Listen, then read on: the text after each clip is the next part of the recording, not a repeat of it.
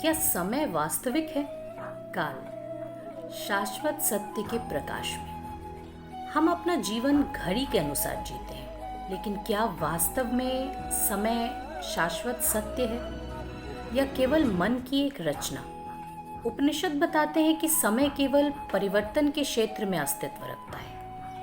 जहाँ परिवर्तन समाप्त हो जाता है, वहाँ केवल शाश्वत ब्रह्म रह जाता है, जो ना कभी चलता है, ना बदलता है और ना ही नष्ट होता है। समय एक माप है, कोई परम सत्य नहीं। हम समय को भूत, भविष्य और वर्तमान ऐसे 3 कालों में बांटते हैं, परंतु यह विभाजन केवल जागृत मन में है। गहरी निद्रा या शुद्ध चैतन्य में न पहले का अनुभव होता है और न ही बाद का।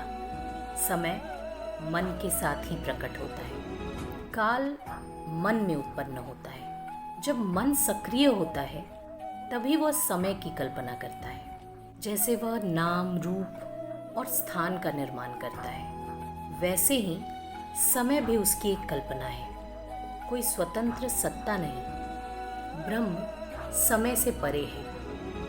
समय आता जाता रहता है, परंतु ब्रह्म यानी कि हमारा वास्तविक स्वरूप, वो सदैव एक समान रहता है। उसका ना जन्म होता है, ना ही मृत्यु। वो समय से प्रकट नहीं होता, समय उसमें प्रकट होता है। गहरी निद्रा और समाधि में समय लुप्त हो जाता है। सुषुप्ति या गहन समाधि में हमें समय का कोई बोध नहीं होता, फिर भी हमारा अस्तित्व बना रहता है। इससे स्पष्ट होता है कि चेतना समय से पहले और उससे परे है। फिर सृष्टि और युगों का क्या औचित्य है?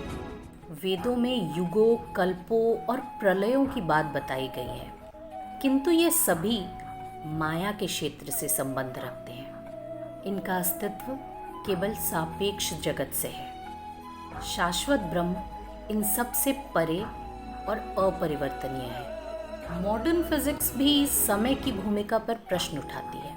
कुछ क्वांटम मैग्नेटिक सिद्धांतों के अनुसार समय स्वयं एक अद्भुत अवधारणा हो सकता है, कोई मौलिक वास्तविकता नहीं। कार्लो रोवेली के शब्दों में, time is an illusion, only the change is real. अर्थात समय एक भ्रम है, वास्तविकता केवल परिवर्तन की है। तो फिर समय में कैसे जिएं?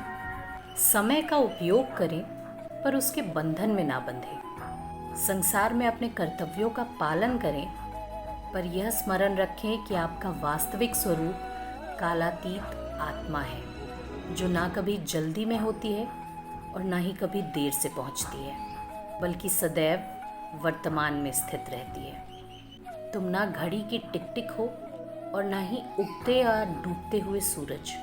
तुम वह अचल शांति हो जो समस्त गति को देखती है। तुम वह साक्षी चैतन्य हो जो आरंभ और अंत, जन्म और मृत्यु तथा स्वयं समय से भी परे है।